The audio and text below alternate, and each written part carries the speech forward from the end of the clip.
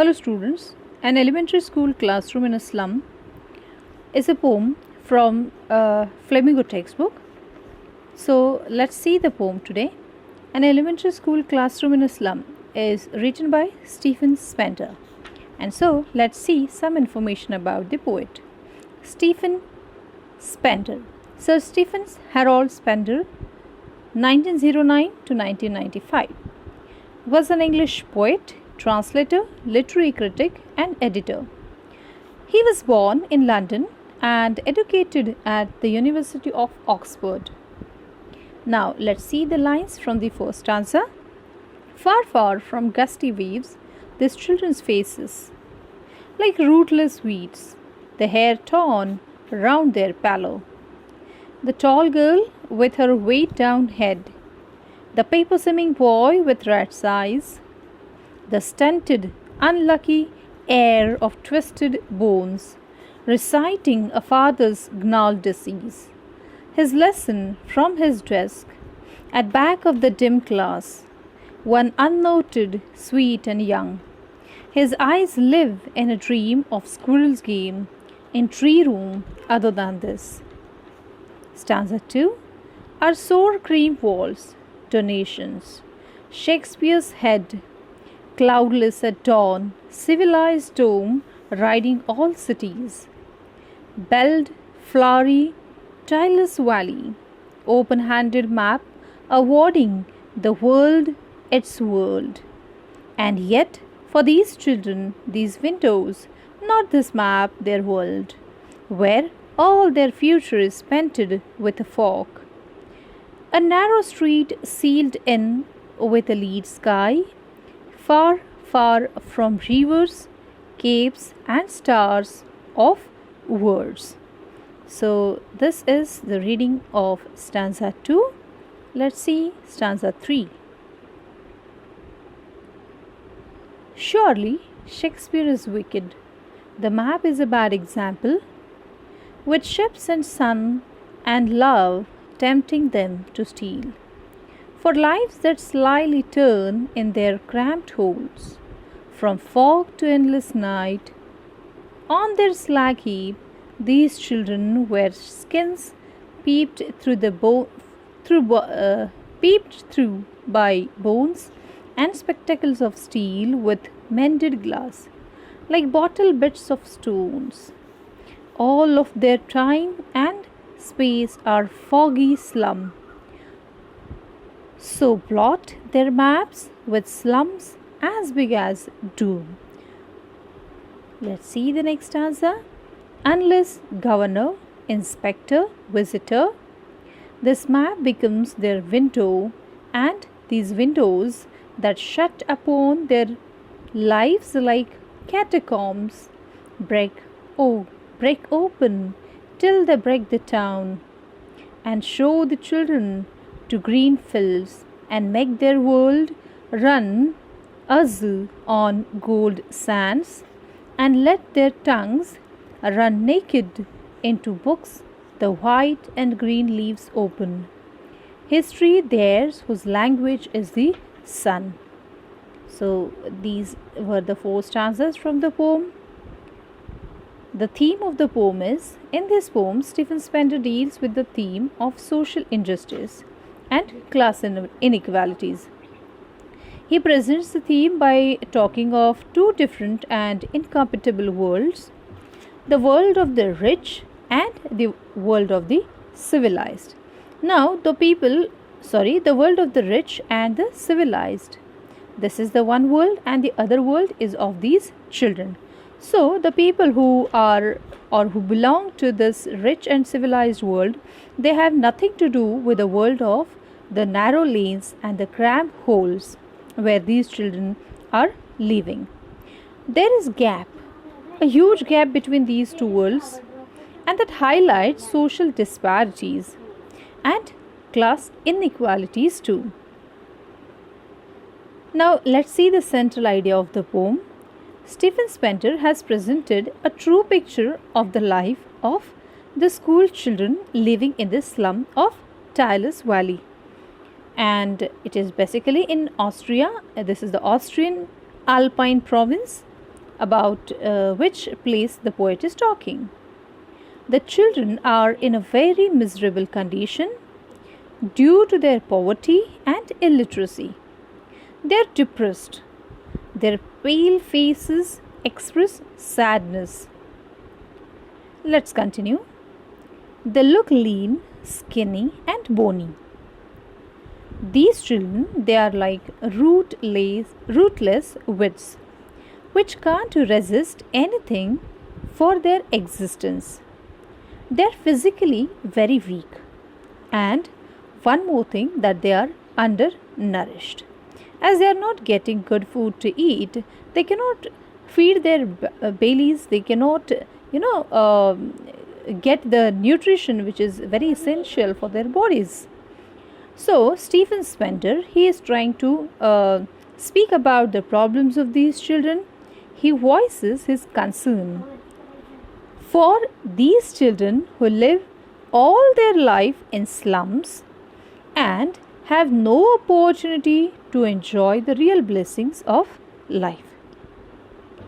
The poet makes a frantic appeal to the educated and affluent sections of the society to better the lot of the slum children by providing them education.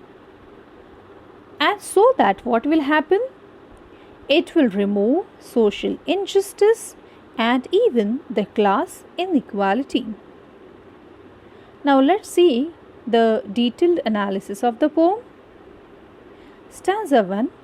The poem describes an elementary school classroom in a slum area. These slum children look very pathetic. Their faces are pale and reflect sadness. They are like rootless weeds, as they lack proper nutrition. Moreover, they are unwanted plants which grow on their own without being cared for. They are totally neglected, and that's why they are compared with the rootless weeds. The tall girl has a weighed down head. Now, what does it mean? Why the girl is like that? Weighed down head means she is burdened. She is burdened with the load of poverty.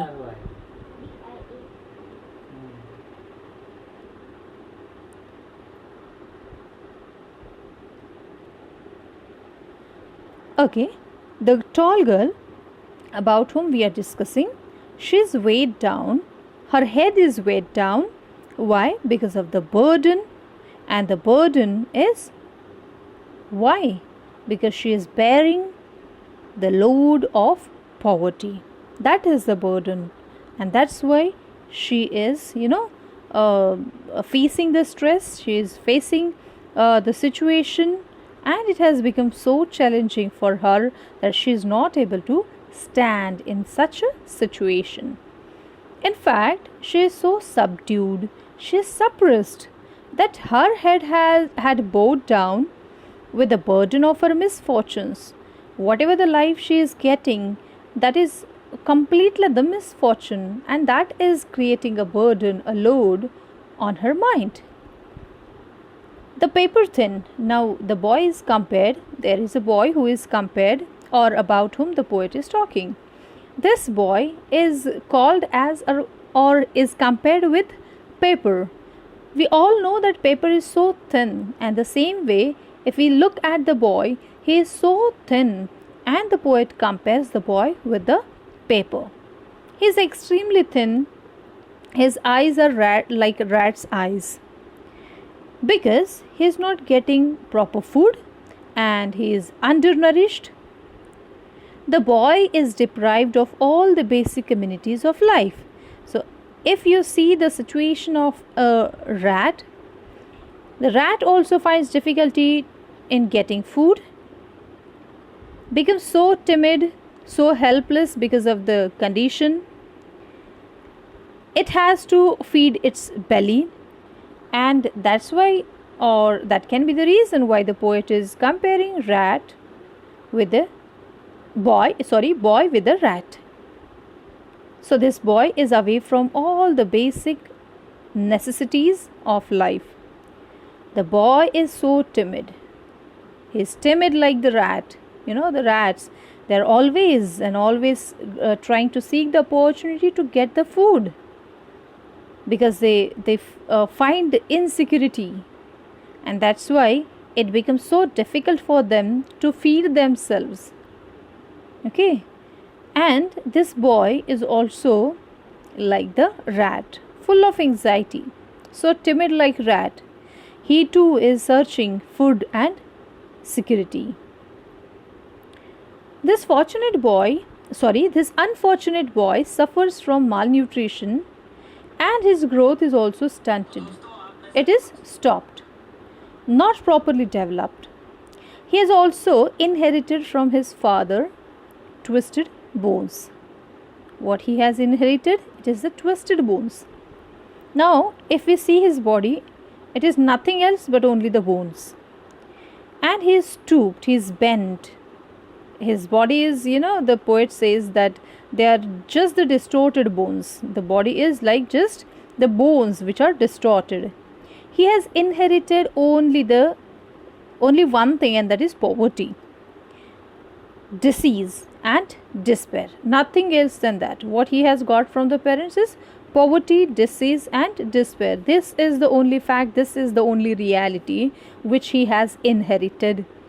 His body is also deformed because of the twisted bones which he has inherited. He appears to be as sick as his parents. It means, as he is having such a situation, there is nothing great about the parents. They are also leading the same life. They are also sick. There is a sweet, tender-looking student who sits at the back of the class. The boy is different from the others, as his eyes live in a dream. Now, this boy is a little bit different. The boy is, having some dreams, and that's why the poet calls his eyes, he says that his eyes live, because the eyes are, having some dreams in it. He is dreaming. The eyes are having some dreams. And what he is dreaming? Probably he is thinking about a better future. He is thinking about going beyond this situation.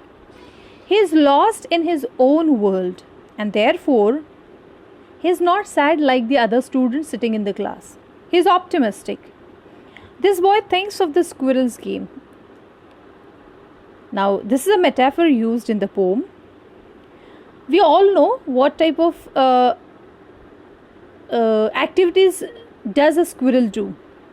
A squirrel is, always active and always happy, always enjoying. Okay, it is a symbol of moments. It always having some moment. It is always active. And the same way, the boy also wants to enjoy, wants to play freely, like the squirrel, which can be seen in the garden outside. The squirrel climbs trees, then hides in their holes. So this is a play, this is a game which always goes around when we see the squirrel. Now this boy is also having dreams. He wants to be free, but unfortunately he cannot. He has to sit, he must sit in the dull and dreary. Now see the sound dur is repeated here.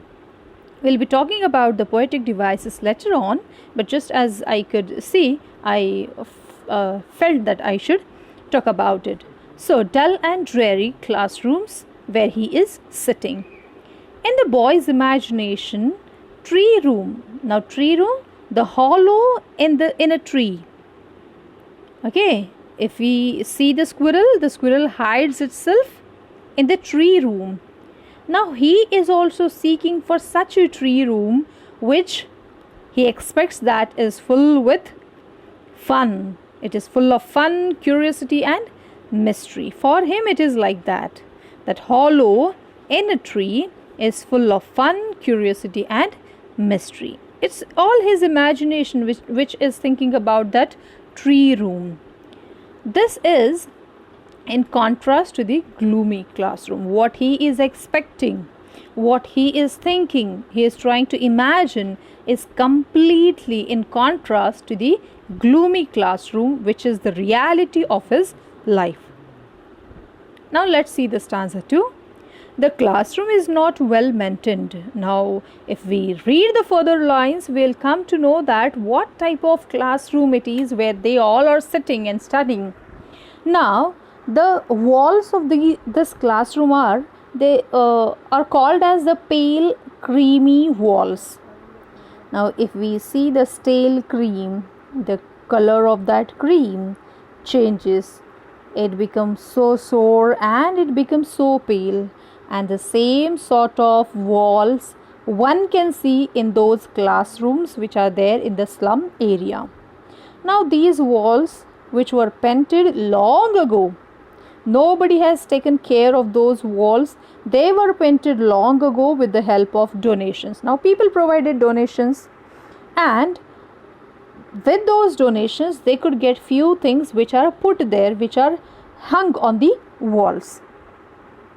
Now, after a long time, after painting them, it has been a long time, and those walls now are looking so miserable, and it is very sad for those children who are sitting there.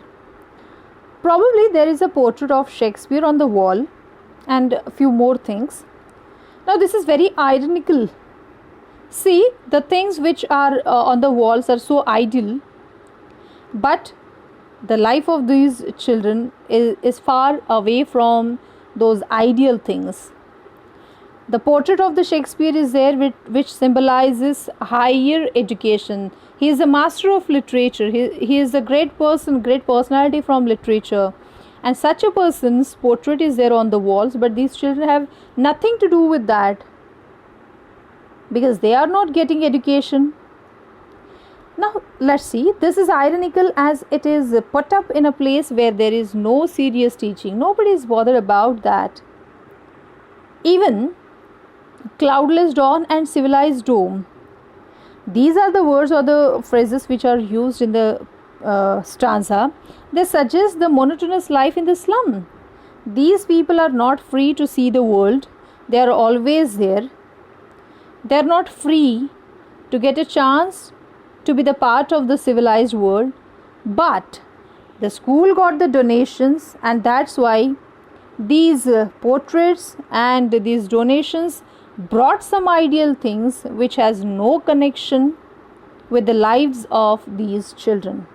So it is the donations which is different from the life of these children. The reality is what? They are having the monotonous life. Now these slums are surrounded by the civilized city, and the children cannot experience the beauty of the sky at dawn, and are unaware of it. First thing, they are not able to enjoy the life, they are not able to enjoy the beauty. And the second important thing is that what they should get, they are not knowing, they are unaware of that. Now all around them are concrete structures of the cities. The life in the slum contrasts with the cloudless sky at dawn. I repeat, the life in the slum contrasts with the cloudless sky at dawn and concrete structures which override the cities. Now, are these children going to get such an opportunity to go beyond their world, to come out of the, the shackles or the limitations, the slum areas? They are not able to come out of that. But still, the donations has brought some portraits, some pictures, some of the things inside their classrooms, which cannot bring any change in the lives of those children. There is also a picture of a beautiful valley in the same class, and that picture is full of sweet fragrant flowers, and these children of the slum will never be able to experience this beauty. So this is what the contrast is. This is what the paradoxical situation is. They are deprived of this beauty as they are condemned to live in such in the slum amidst garbage where they are staying. The place is, fully surrounded by the garbage, and what they can see in the picture is the beautiful valley. So see, this is so ironical. The open-handed map, the map is there in there is a map in the class which is open for all the students. They can see it in the classroom. Again, that map contrasts with their world. What the map shows is different, and what the world of these children is different. The world given to us by God is full of all the bounties, whereas the world of these slum children is full of poverty and hunger. The world which they see is not the real world. Their world is confined to the narrow, dusty streets of the slum.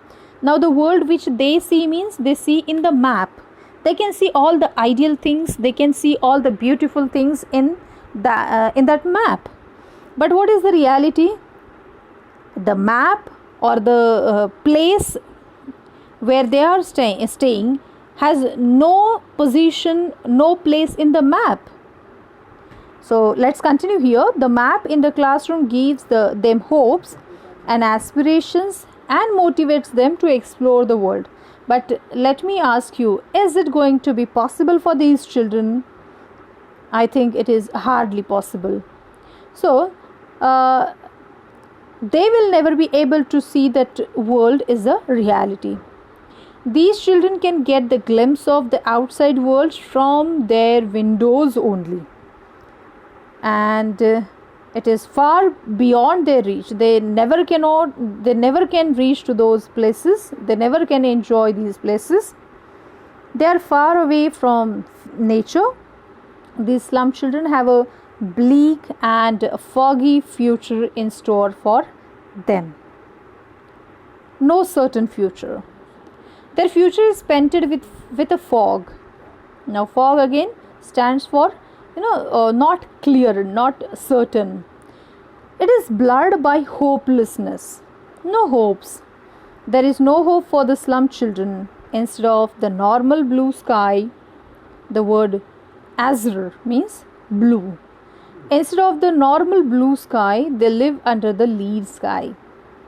Now, lead here means the world around them, the class, the atmosphere, the polluted, atmosphere around them, and that all shows there is no hope for them. The atmosphere hints at their monotonous life, and the slum children remain confined throughout their lives, confined to the filth, the dirt, and the narrow slum streets. They are away from the glory of natural beauty. That can be the beauty of rivers, that can be the beauty of mountains, or it can be the beauty of stars. No, they cannot enjoy this type of beauty. Even they are not aware of that. Let's move to the next stanza, that is the third one. The children of the slum are fighting the battle of life unarmed. They don't know what can be the right equipment, right weapon to fight with the battle of poverty. Are they aware? Even they are not aware that they should come out of this situation. They are not getting the basic things of their lives. They are not aware that they can do something to come out of this. But they are just fighting. They are facing the challenges each and every day without knowing what exactly to do. They are troubled by disease and despair. So the one thing we are already knowing, that they are suffering a lot for the basic needs, to fulfill the basic needs. And the other problem is that they are troubled by these two things. One is disease and the other one is despair. I think both the things are very critical things, to face the disease also and to face the despair, that is disappointment also. For them, Shakespeare, whose image is hung there on the walls, that person is a wicked person. And the map which is hung there on the wall is a bad example. Now, both the things are perfectly written by the poet. How? That we'll be talking in the next few lines. Let's see. The literary excellence of Shakespeare and the scenic beauty portrayed in the map, can they change the lives of these people, these children? Can these portraits bring, or can this map bring them out of their despair, disappointment? No. So they cannot bring any change, though they are the ideal or the best things of the world, but they cannot do any change. And that's why these children have no connection, they have no feelings, no attachment, no bonding for them. Do they know who?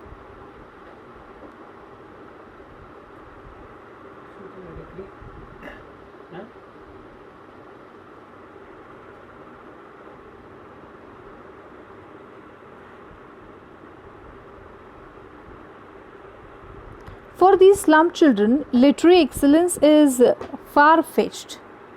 They don't know anything about the literary excellence. It is very, far away from their reach. And hence, it seems wicked for them. The map on the wall gives them false aspirations, as it makes them aware of the beautiful world given by God. The world of these children is confined. They are going to stay there only. They will be, confined to the narrow streets of that slum area. So how can map be a good example for them? No. It actually is going to show them which is beyond their reach, and which will also show them that what injustice is happening to them. It also will make them realize that they are the most unfortunate people on the earth. They feel cheated. These children, when they see the maps, they definitely are going to feel cheated, because they are deprived of all the thrilling sensations of the beautiful things of the world, like sun, like ships, like the emotions of love. Now these three things, ship, sun, love, they symbolize joy, they symbolize happiness, and these children are deprived of. They are away from all these things. Their only experience is that of hunger and poverty. To reach out to the world beyond, these children are sometimes tempted. Now see, if they want to come out of this world, if they see the map, they find that the world is so beautiful, but they don't have any other chance to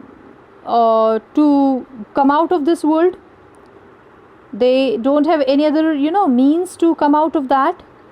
And if suppose it happens that they plan to come out of that, if they are so determined, and at such a time, if they are not having any other solution, what they are going to do? What will tempt them? What will attract them?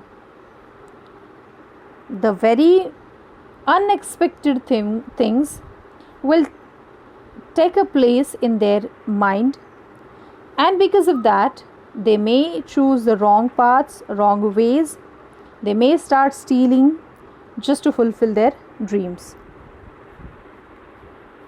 These slum children are living at the places where the walls are cramped, or the cramped holes are there, where people are striving to survive, struggling for survival, and while doing so they are staying at small dirty rooms from fog to endless night. Every time day and night they are having this problem with them, from foggy mornings till long endless nights, trying to meet both the ends. Okay, there is huge gap between the rich and the poor. They are always and always fighting to get the basic needs, whereas the rich people, they are always having all those things. And these are the two different ends of the society. Now, filling the gap between these two ends is really impossible. But it happens that these children from the slum area, they fight with such a challenge. They try to meet both the ends. The slum children live on slag heaps, as we have seen in the chapter Lost Spring, the stories of stolen childhood, how those children lead their life. There are piles of waste material which is called as slag heaps. Their world is full of dirt and garbage. These children are very weak, they are undernourished. They look like skeletons as their bones peep through their thin skins. And by reading this line, we just can understand what type of physical condition these children are having. They wear spectacles. Now, if these children if they want to wear spectacles, they are not getting the new one. Their parents are not able to buy the new one. They are using the spectacles of steel, which are the mended glasses. Means if they find the discarded spectacles by the rich people in the garbage or somewhere, they pick it up, they mend it, they repair it, and then they start using them. Their life is like bottle bits on stones. Now, what is it? Bottle bits on stones? It means shattered, broken, like the bits of bottles on a stone. Their life is fully shattered. They are deprived of even the basic amenities of life. Their world is comprised of the foggy slums where they live nightmares. Slums are the reality for these children, nothing else than that. Slums are their homes where they spend their whole life. And when we talk about the map which is there in their class, that map simply displays, or which is displayed in their classroom, that simply takes them away from the reality of their life. But unfortunately, though it is taking them away from the reality, but it cannot change the reality. They cannot locate their slum in that map. It means that they have no place, no significance in the existing world.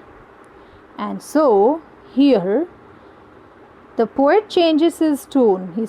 He says that it is urgently required to give these slum inhabitants, the people who are staying in these slum areas, they should get some means, they should get some opportunities, so that they will also be able to lead a life like the dignified people or the civilized people lead. Now, stanza 4, the elementary school which is there in the slum, or the classroom which is there in the slum, it exists for the name's sake. It has no value. The infrastructure which is provided to them is very poor. There is hardly any teaching happening in those classes. The school springs in activity only when a governor, the school becomes active only and only if somebody is coming for the visits, like a governor or some school inspector or some visitor is coming on a round, then only there happens some action.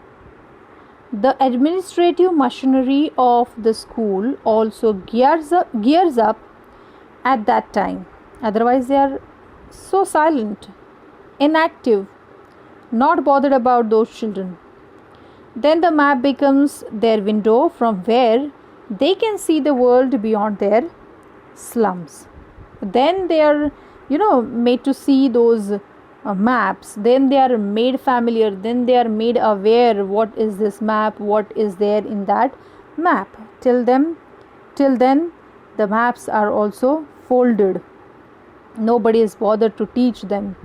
Since they are confined to the slums, these sights and glimpses are shut upon them, as they are deprived of all opportunities and means. Everything is shut. Until and unless people are coming, the officers are coming for the visit, nobody will take care of those children, nobody will take care of their education. Their lives, the lives of these children, are shut up in the cemeteries of these slums. See how the poet is making the use of the right words so that he can bring the reality in front of our eyes. Their lives are shut where? In the cemeteries of these slums, where they slither and slog to make both ends meet. They are just toiling hard, they are just working hard. The same thing. Why? To make both the ends meet. And again, the fact is what? It's quite impossible. The poet hopes that these children will break free from their morbid life, from their chains of the slums. See, the poet is optimistic here. He feels that yes, the change can happen. He appeals to those in power, those who are in the power, those who are in authority, those who are having some charge in their hands.